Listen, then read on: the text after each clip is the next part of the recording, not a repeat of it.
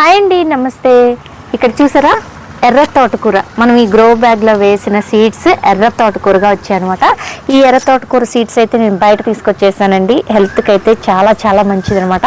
కానీ ఫ్రెష్గా ఆకు ఎక్కడ పురుగు లేకుండా ఎంత ఫ్రెష్గా ఉందో చూడండి. ఇప్పుడు ఈ తోటకూర అయితే మనం అయితే హార్వెస్ట్ చేసుకుందాం. అయితే మనం మట్టి మిశ్రమం కలిపేటప్పుడు ఎరువులు కొన్ని యాడ్ చేసామన్నమాట. ఆర్గానిక్గా మనం కొన్ని భూశక్తి, అలాగే ట్రైకోడర్మా విరిడి, ఆ మట్టిలో కొన్ని మనం యాడ్ చేసాం, బోన్ మీల్ ఇలాంటివన్నీ కూడా. దానివల్ల కూడా చక్కగా ఆకుకి ఒక్క పురుగు లేకుండా ఎంతో ఫ్రెష్గా వచ్చిందనమాట. చూసారా, మట్టి మిశ్రమం మొత్తంలో కలిపాం మనం. ఈ గ్రో బ్యాగ్లో అయితే ఈ ఎర్ర తోటకూరని ఇప్పుడు మనం హార్వెస్ట్ చేసుకుందాం.